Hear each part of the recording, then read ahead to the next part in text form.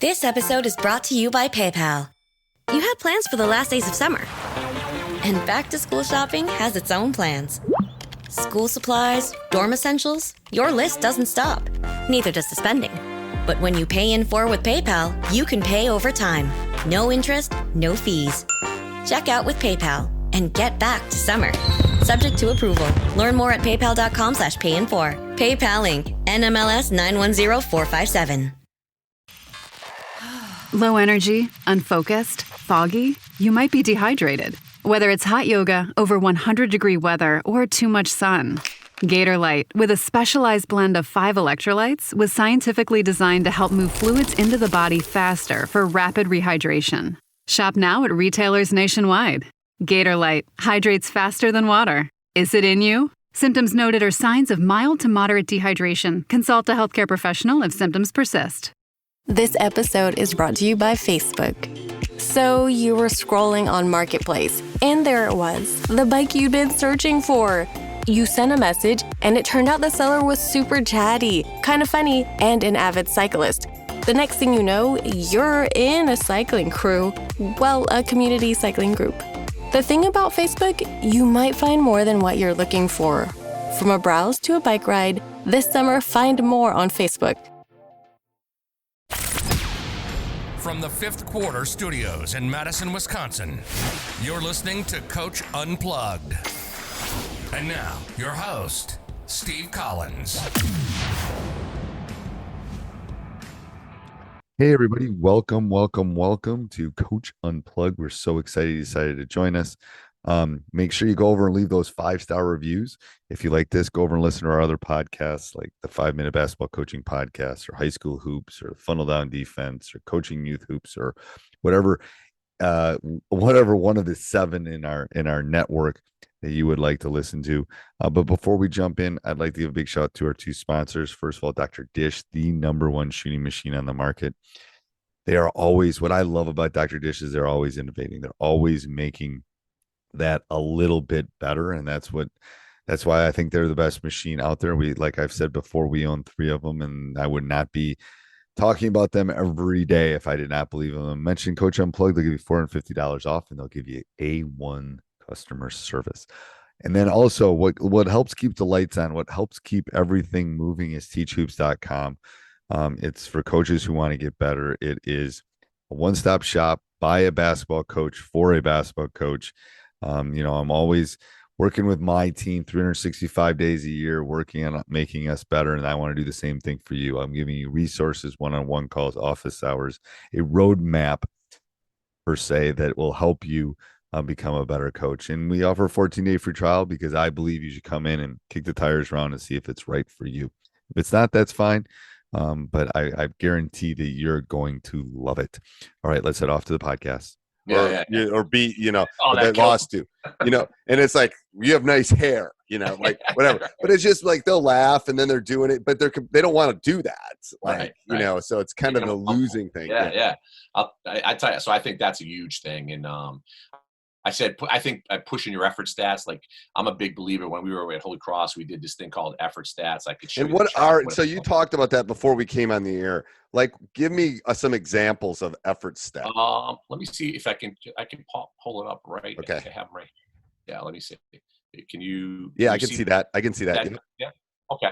So now, like, what we would do is, when I was at Holy Cross, one of the big things, the effort stats were huge, and we would break down a game film at the end of the game. So what we do is we take this right here, this form, and it would say, all right, we'd watch the first segment of the game, first play of the game, and I'd be like, okay, here we go. First shot goes up. Stop. Pause. Did Gio block out? No, Gio didn't block out. He got a 0. All right. Did Danny block out? He did. Rewind it. Wait a minute. Yeah, he did. He checked the kid. He got a 1. All the way down to the 5 guys in the game. If they had a chance to block out, did they or didn't they? And then it would be a 0-1. And then you go to the next possession where there was a ball loose or a ball got away. That's a ball pursuit. If you ever saw that while you're breaking down the film and you saw a ball being loose or whatever, did your guy pursue it? Or did he kind of just let someone else go get it? And how many of those how many ball pursuits do you see in a game? that, I'll tell you, when you start looking for them, there's a lot more than you can, because you could just say to a kid, you could have went for that, but you didn't. And like no one else would pick up on it. But when you're watching it in film, you see two guys standing beside each other, and then one kid reacted to it, and the other kid kind of just stood. And, and then when he saw the other kid went for it, he just kind of got in a defensive stance. So that would be a 0 for ball pursuit. I think that's a huge. I mean, I've heard of some of these. That's a huge. I think if you do that early in the season, that can be the difference between winning and losing. Without a doubt, that's diving on loose balls, the ball pursuits, that's, all of that. And then the shot contest, we talked about, like Ralph did this study when he was with Brick in the NBA about ball side shot contest. He's talked about a shot contest in the middle of the face. It doesn't really affect the shot as much. But when you do a ball side shot contest, right where the shooter's hand is and going on the ball side, the kid has to usually move his hand just a little bit to the right or a little bit to the left. And that affects his shooting percentage at least 10%. So are you talking same side hand? Side hand. Because I'm telling you, I just read an article, I don't know, somewhere halfway through like if it's a right-handed shooter and you close out with your left hand, it drops like 15%. It's crazy. It is something in the last couple of years we've really started to work on. The stats doesn't lie about it. I'm telling you. Yeah, like ball side. Just making sure, like my thing was just making sure he's on the ball side. Whatever hand you get up there, just get it on that ball side. So the kid has to think about moving the ball a little bit and angling his arms a little. So we used to chart that 0, 1, 0, 1. And I'll tell you, that would even get kids who normally just, there's a lot of kids who just run out there and close out, don't even put their hand up. You know what I mean? So if you charted that, and then you see at the end what happens. And then the only thing you do on the offensive end is offensive rebounding attempts. So like when we go now to the offensive side, I'd be like, all right, don't worry about whatever. When the shot goes up, did you go? Did Gio go for an offensive rebound? Did Danny go for an offensive rebound? And if one of them had defensive responsibility, like the top guy getting back, did he get back? Did he say, I got back? If he didn't, he got a 0. If he did, he gets a 1. Because you don't necessarily want to crash 5 at all times. No, we always crash 4. Okay. And that when we were when I was at Quinnipiac, we crashed 4. And I'll tell you right now, we were the number 1 rebounding team in the country in 2013 and 14, and we were number 1 offensive rebounding team in the country for 7 straight years at Quinnipiac over Duke, Kentucky, Michigan. I mean, it's unbelievable because you're charting it. Whatever you chart, they're going to do. Whatever you exactly. Yeah. And then we did charges, and obviously, if you had a chance to take it, you didn't. If you did it, you got 1. Yep. Deflections were always huge. We try to get 40 or higher deflections. And you don't do 0s for deflections. You just do 1. No. Just if you got 1. Because it's tough to do a 0. So just deflections. And we always say, but 40 is our number you have to reach. If you don't get 40, we run. You know what I mean? So, like, kids with hands – and Ralph was always about keeping your hands up. He said hands down, like you don't get a chance to get a ball deflection. And hands down, man down, man. Yeah. Yep. All that. So I was I'm a big believer in your hands up on deflections.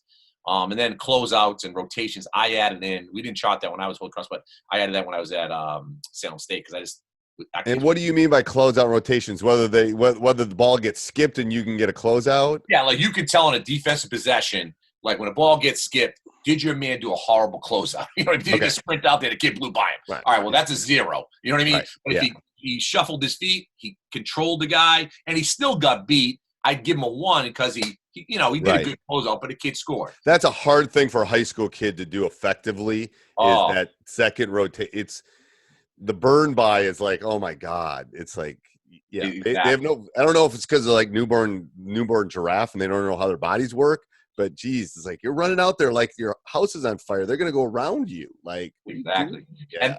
And then we do the rotations where we're basically, if you're 2 passes away, where are you at the dotted line? The old, in the center line, like hand on the line, seeing both mall and man, and that's a 0-1. So, but, then we put all this together. And at the end, like, I'm looking at it like Gio. I did one for Gio. He was 23 for 39. At 58%. And our goal is if you're 70 or below, you run a sprint in practice to start the practice below 70%. Okay. So right now, Gio would start practice with 12 sprints. You know what I mean? So he'd go and he'd see his effort stats and he'd be like, I got to go do 12 sprints timed. They all have to be timed. You know what I mean? Right. And, he would do it. So now he's pissed off because he's like, man, I got below 70. Like, you know what I mean?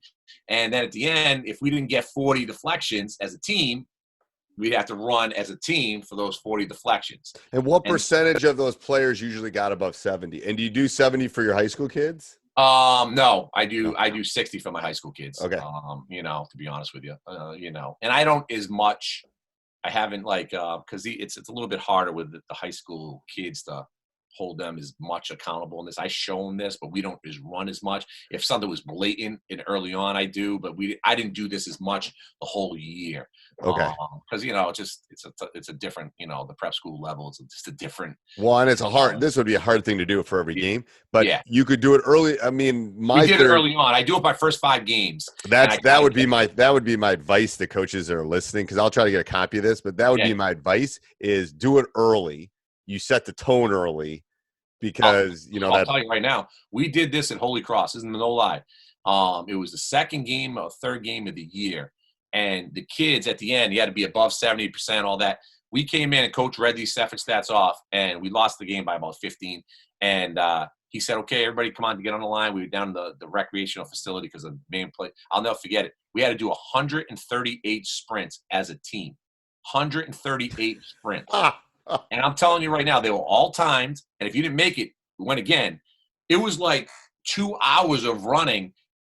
I'll never forget the next game. Guys were screaming at each other. "Shot contest on the ball side. What are you doing? I am not running tomorrow." Because, by the way, we were running at 6 a.m. You know what I mean? Like 6 a.m. run. So, these guys had to get up at 5:30, and then they had to do 138 sprints. And then we had practice later. You know what I mean? And they had to go to not an easy class. Yeah. Yeah, and I'll tell you right now, but I saw the mentality change of worrying about their offense, worrying about shot select, all that. What they were worried about were blockouts, shot contests, ball pursuits. They started and all of a sudden, win. We became the number 1 field goal percentage team in the country at 36%. Holy Cross. We played Kentucky in the first round of the NCAA tournament, and Tyshawn Prince hit a half court shot that basically beat it. We lost 72 to 68. But we were 16 seed, they were 1 seed, and I'll tell you, the kids were doing just the effort stats. It was amazing. Right, it's awesome. I've seen it work. That's awesome. Let's go back to that summary thing, and then I want to shoot some questions at you too. No problem. So I think those are important. The effort stats. Then you always got to teach and practice the great teammate stuff. When a guy takes a dive, making sure your team's running the hole for him. They take a chance. Teach them the teammate. That's something I learned from Coach Moore and a couple other guys, Darren Horn. He was just they're all about when they do a hustle play, make sure you get excited as a coach. Right. And your team gets excited because you want to see them positive reinforcement, do that again. And you want to see the kid who didn't do it say, "Hey man, I better start doing that." You know what I mean? Right. So I think those are the teammate stuff, and we all know what that is. Up and down on the bench, high fives to your team, emotion at the right time. When a good play, there better be emotion for the right time, not for the wrong things. Right. Handling winning correctly, dealing with losing correctly. Those are 2 big components I think are important. I think the discipline, you're always going to have individual and team discipline. So how you handling that? What are you doing? We do 11s, we do 31s. That's 11 is up and back in 11 seconds. 31 is a suicide. I give them 31 seconds to get it done. A 17 is from the sideline to sideline. You got 1 minute and 10 seconds. You got to get 17 of them done in 1 minute and 10. And it kind of works out. You got to be really busting to get it done. 17. So, how you handle your discipline when you guys do burpees, 25 burpees, wall sits. Are you holding them accountable is what I would tell the young, especially the younger coaches. It's it doesn't matter what you make them do. Exactly. It's just, they got to know that you did this, you do this, we're moving on. Moving on now. Yeah, we got it. And you can always come across it. Yeah. And then, I think to teach the group mental toughness is the huge thing about that. Who show the leaders. I think that's huge too. Toughness is great. If you have a great book. Talk about that's about the little things, and I think that's huge. That's Duke, yeah. Energy and enthusiasm is a huge part of the winning habits. Making sure your staff brings it. If you don't have that, fire the guy. It's not worth having around. No, and the thing is, it's hard too because sometimes I got to be picked up. I had a long day. I had a parent call. I had 85,000 tests to grade, blah, blah, blah. And I'm walking into practice and I'm only at 80. You got to have somebody that's going to pick you. All right, let's go. Exactly. It's not, you can't, it's really hard every day, but I'll tell you, when I was always the younger guy in most of the programs, but even when I was at Quinnipiac, I was a little bit older and I had to try and be that guy all the time. Right. 'Cause I was working for a older guy, Ralph Willard, Tom Moore. So to give my worth, it was like, I wasn't like, this ex-NBA player or whatever. Right. I was like, I had to be that energy guy. You know what I mean? And I'll tell you, it can be embarrassing at times, but you got to be like that all the time. So the guys believe in you, like, man, like this guy's always bringing it. You know what I mean? And they can feed off it. It's like when they start clapping, there's an energy that just comes with it. You can't, you can fake that a little bit. Yes. And that translates every day into like your games. I've seen it happen. Team energy, if you do that every day, your team's going to have energy on the court, because you can say, hey guys, we've been doing this every day, and that's something you can hold your hat on. And then I think finally, like you got to mirror what you do in practice, right? Like style of play. You know what I mean? If you're an up-tempo team, make sure you're working on that stuff, the pressing. You got to work on all those things. Like if you want to be fast-paced, you better work on fast-paced. I mean, it seems simple, but people forget it. Go down and click on that. We'll go to one of your practice plans in a second. Go down to the game planning one. Sure. This episode is brought to you by PayPal. You had plans for the last days of summer. And back-to-school shopping has its own plans. School supplies, dorm essentials, your list doesn't stop. Neither does the spending. But when you pay in full with PayPal, you can pay over time. No interest, no fees. Check out with PayPal and get back to summer. Subject to approval. Learn more at paypal.com/payinfor. PayPal Inc. NMLS 910457. Propel Fitness Water. With Gatorade electrolytes, zero sugar, and vitamins, Propel hydrates better than water to help you get the most out of your workout and get back to your best self. What propels you? Propel with Gatorade electrolytes. So is there anything specific you do for like game planning and practice planning and things like that? I mean, how much time do you spend on scouts and stuff like that? I had a taper. I mean, when I was at Division I, I mean, it was your life. All we did. That was life. I mean, I'd watch probably, 8-7 game films of the opponent, and then breaking them down, each one of them to, breaking out all the plays, breaking out all the defenses. By the time I was done with one film, I probably watched it 100 times. You know what I mean? Right. And then I got to go to the next game film and the next game film and the next game film. So that's all we kind of did at the college level. But at the high school level, I know, like you said, the TikTok world, these kids is going to be a short snippet. So I'd give 3 or 4 clips of each player they're going to be playing against. Okay. Their top 5 or 6 players. And then their general offense, I'd watch maybe 3 or 4 minutes of their plays. Okay. And I'd show them about 2 or 3 minutes of either a man or in zone, just so they got a feel for them. And that's it. So it was really, maybe 8-9 minutes. And I talk to them. I show them a scout report. This one's a little bit I was at Division II when I showed this, but the high school one's very similar, just like this, same exact thing. You have the kid's name. There'd be a picture. I took the pictures out for this, but there'd be a picture beside it. The kid's name, what he did, how much he averaged, basically what he did. So for individuals, you're looking for tendencies. Exactly. Okay. This kid's a shooter. It always says at the end, the keys contain, for drives, stay between him and the basket. And then I quiz the kids before the game. I go, all right, I always have a board and I have the box, 5 boxes, 5 starters. And I'd be like, all right, number 4, Smith, and then the other point guard, that's his point guard for that team. Right. I look at my point guard, I say, tell me about him. You know what I mean? And he'd be like, coach, you got short clothes on him. He's a lefty. That I'm like, good job. And if the kid didn't, I'd be like, someone else know? I said, and that would embarrass the kid enough the next game that he'd know. You know what I mean? Right. Because it's really about, I'm convinced high school is a lot about matchups. It's a lot about it's, without a doubt. This kid's got, because most of them have some weaknesses. Every one of them. Yeah. They all do, to be honest with you. There's not too many who don't. Right. So that's what we do. We do the offense characteristics, game plan, and all that, and the keys to the game. And then I'd have this basically scout report kind of condensed on my board before pregame, up on the board. And what do you do on your board in the pregame? That's a great question. I haven't asked me. I put up this right here. This one. I don't know if this is gonna come up. There you go. Circle opportunity. Okay. And I have basically 5 starters up on the board for them, and then a couple of their subs, and I write notes about them. Like each guy. Yep. So I first talk about, all right, here's the 5 stars. Let's go over it, guys. Blah, blah, blah, blah. And I say, okay, what does this team like to do offensively? They tell me, I'd be writing it down. Defensively, what do they play? Man, zone. They say it. I'm like, okay, now let's go over on our side. What's going to help us win this game? And I circle opportunity, coach. I'm like, all right, let's talk about that. Like, what's going to help us win? The ball pursuits. How many deflections do we need in this game? 40, coach. 40, coach. All right, we all going. How many guys are going to the glass? 3 going to the glass, 2 back. All right. This game was sending 4 because they, we can afford to send 4.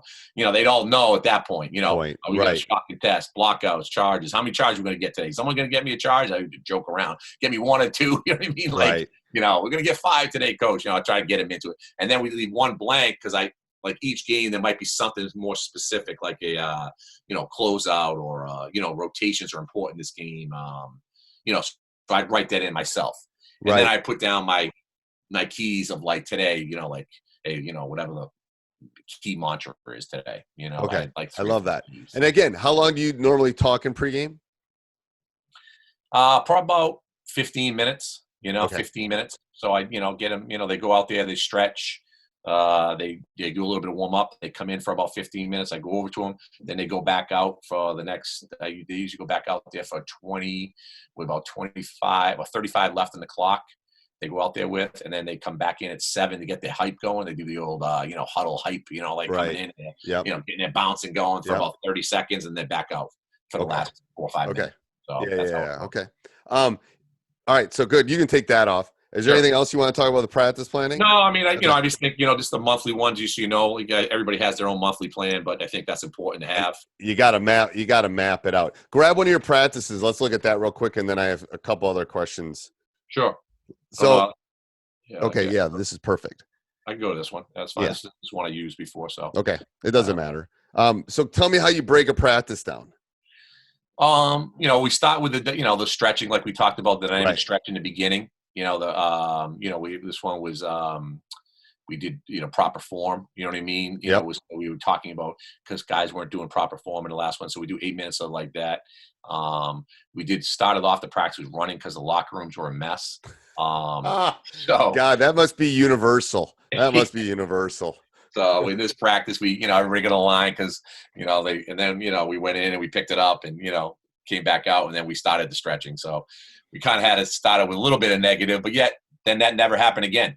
Right. So, that was, you fix it real quick. Yeah. And then we do a dynamic drill that, I think gets guys going, and we do this thing called 4-minute shooting. And it's like 3 basketballs, and it's at the elbows. I don't know if you can see this, but here, let's stop sharing your screen for a second. We'll come back to this. Yeah. Yeah. So basically, the entire team would be out there, and it'd be 2 lines, one side and the other side from the elbows, just like this. Yep. And so it'd be just like that, and they have 3 basketballs, 1, 2, 3 on this side. Okay. And they'd start. This line would come to the middle, and they'd pass it to them. They take the shot. Okay. All right. And then they'd switch lines just like that. And then the next ball would pass to the next guy coming in from the side. And they'd pass it back to the same side. The ball would go back for the same side. Okay. So it would always be getting passed from this side to that side. Yep. All right. For 1 minute. So for 1 minute, they'd be shooting, this line would be the shooting line. This line would be a pass line for 1 minute. Okay. And they'd be shooting kind of like a free throw line jumper. A little bit over to the left, a little bit to the right, just getting touches, quick passes. And when you've got to go offensive rebound, go get your rebound, and then call a guy in the line's name out. Billy. And then you go back to your same line then. No, you go to the opposite line. Okay. So you get, the other guy, when you pass it, you know what I mean? Yep. You get the offensive rebound. You get your offensive rebound. You pass it to the guy. Yep. Then you get to that end of the line. End of that line. Okay. And then the other guy who passed it to you, would go to the end of this line. You know what I mean? And they just keep on switching lines like that for 1 minute with 3 basketballs going. So, and then you have the manager keeping a track of how many makes, like that. So you'd be yelling, and your focus as a coach is making sure guys grab a rebound and talk and call the guy's name out and pivot on their foot and not travel and run with the basketball on the court. Right. And, balls getting whipped everywhere. Call the guy's name out at the end of the line. Guy's hands are ready. Throw it to him. Get it in there. So we're doing that for about a minute. And then everybody would be aware, because you have 4 minutes on the clock and it's running down. And then at 3 minutes, everybody switch. And all of a sudden, this line would move down to the block. This line would stay same spot, just like that. Okay. And this guy's would be down in the block area, right above the block. Not inside, but it'd be above the block right there. You make the pass from here to them. and then have to make like a backboard jump, quick backboard jump. And you'd be surprised how many misses guys make right from the block, just off the backboard. Quick. It's horrible. But, it was quick passes. Next guy, hands up, ready, shot. Hands up. And then he'd be counting the misses from the block. 7, 8. Come on, man. Focus. Let's go. Focus. And it's going quick. Yep. Then all of a sudden, in a minute, would go down. They're still keeping track of the score. You know what I mean? You're going right now. Now you're at like 50, 60, 70, 71, 72. Now it's a minute, another one. Switch. Now the lines go back. Now the balls go over on this side. And they switch to the this other side. direction. Yep. Now we're going the other direction for minute 3. Going. And then switch, minute 4. This line moves down to the block, and they go for a minute here. Okay. And they got to get to 145. That's the minimum.